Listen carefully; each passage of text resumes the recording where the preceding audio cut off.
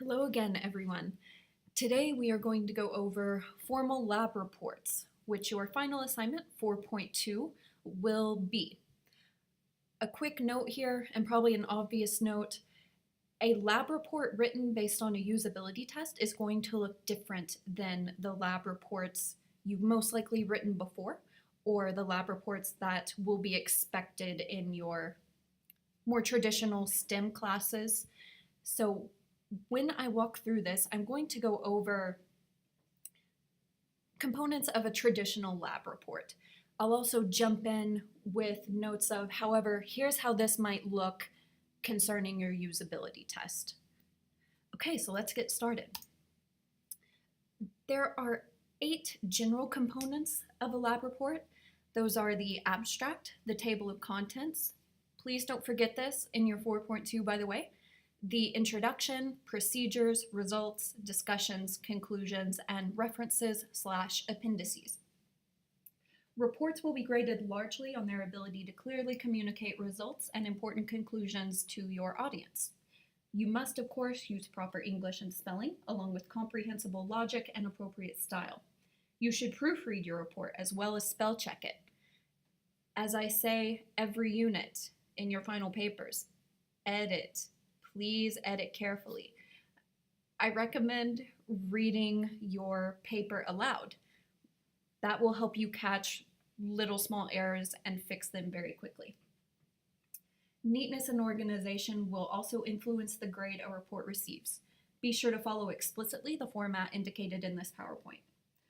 Avoid being overly verbose and flowery when attempting to convey your point. Be concise and get to the point. Get to the point immediately. Avoid qualitative phrases such as the results were quite close or heat fluxes were in good agreement with the correlation. Be as quantitative as possible. And finally, don't copy material without citing the source. This includes lab manuals, textbooks, your neighbors, your professors, old labs, etc. So let's get to the first and often most difficult section of a report. That's the abstract. Pulling from the American Institute of Aeronautics and Astronautics, the abstract should be written concisely in normal rather than highly abbreviated English. The author should assume that the reader has some knowledge of the subject but has not read the paper. Thus, the abstract should be intelligible and complete in itself. Particularly, it should not cite figures, tables, or sections of the paper. The opening sentence or two should, in general, indicate the subjects dealt with in the paper and should state the objectives of the investigation. It's also desirable to describe the treatment by one or more such terms as brief, exhaustive, theoretical, experimental, and so forth. The body of the abstract should indicate newly observed facts and the conclusions of the experiment or argument discussed in the paper. It should contain new numerical data presented in the paper if space permits. Otherwise, attention should be drawn to the nature of such data.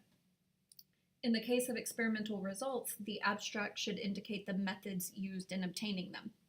For new methods, the basic principle, range of operation, and degree of accuracy should be given.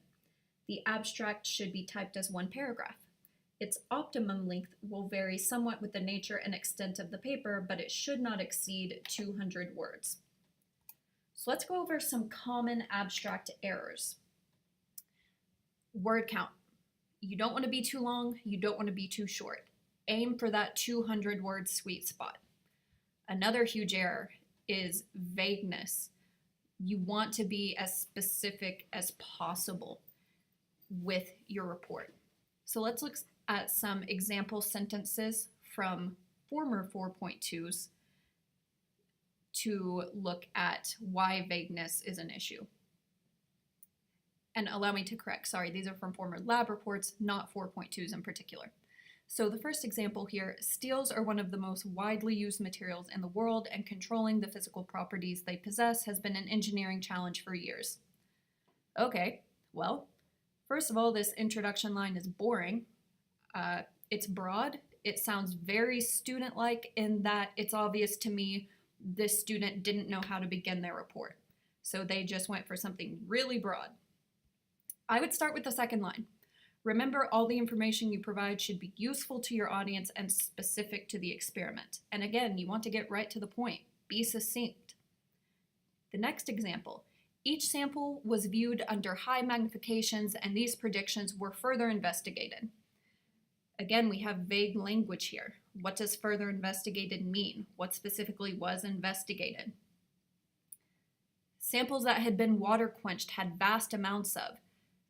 Vast is more than a little vague. Vast as compared to what? Use numbers whenever you can. Also, a quick note on words like vast, very, really, vast, many. Words like that are empty modifiers. We use them in everyday conversation because we think they are modifying whatever we're saying, or we think they add emphasis. They don't.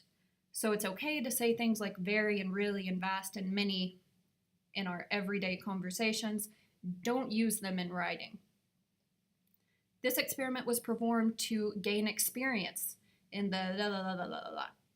So again, we have student language. The experiment was performed to demonstrate the effects of varying cooling rates on heat-treated steel. Put things in terms of what you're teaching your audience, not in terms of what you learned. Also, again, this is a perfect example of what I mean when I point out wordiness and fluff in your papers.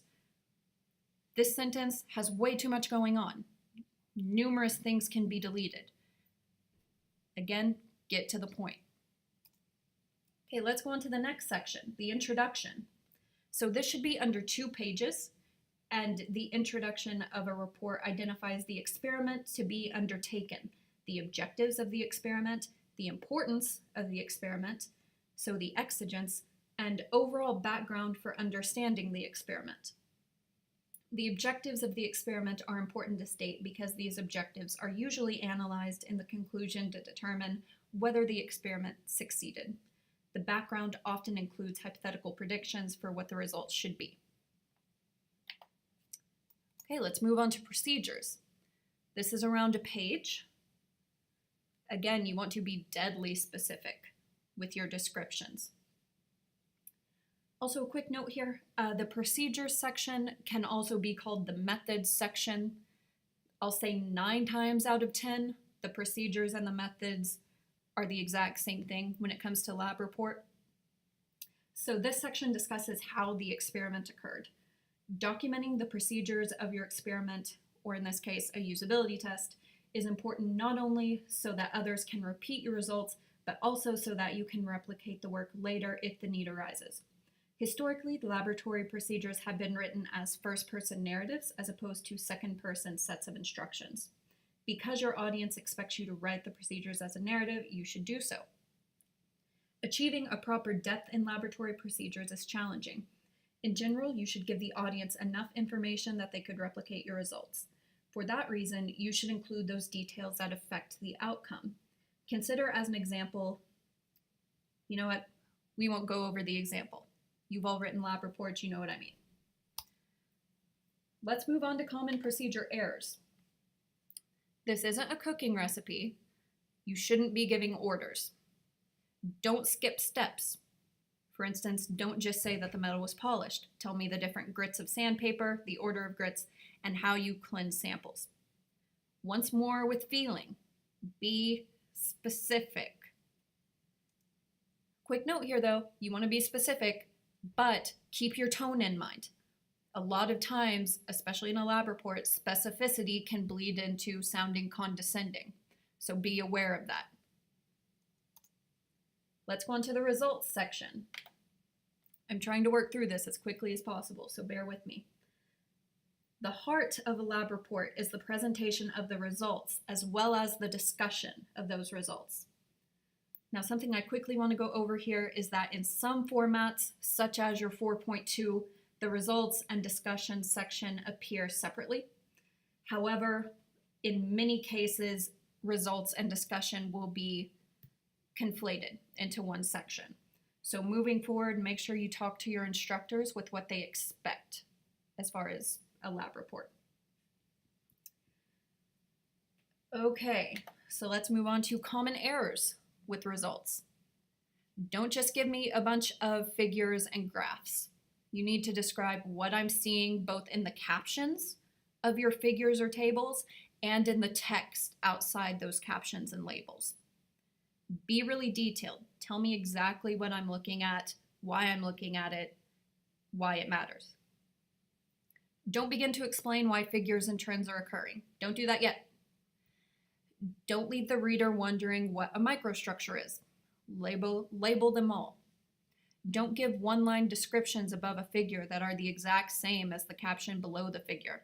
Introduce figures a group at a time and group them logically. So you have an example here. Figures 1 through 5 show the effects of air cooling, In general, the most formatting errors happen in this section. Make all figures uniform. Don't have images extending beyond the edges of the page. And also be really careful with text wraparound. Make sure that is working well. Okay, finally, the discussions. In discussing the results, you should not only analyze the results, but also discuss implications. Moreover, pay attention to the errors that existed in the experiment, both where they originated and what their significance is for interpreting the reliability of conclusions. One important way to present numerical results is to show them in graphs. And again, longer lab reports may include a conclusion section and appendices. So again, be sure to consult with your instructors as far as what they want. So to wrap this up, let's go over common discussion errors. You don't want to introduce new definitions, techniques, or procedures here. These should all be introduced in the introduction. You can and should, of course, use all those things to describe what you're seeing. Make sure you refer directly to your figures and tables. And finally, choose an organizational structure that makes sense. All right, everyone, so there is a quick and dirty overview of formal lab reports. Thank you for bearing with me, and good luck with your 4.2. As always, let me know if you have any questions or concerns.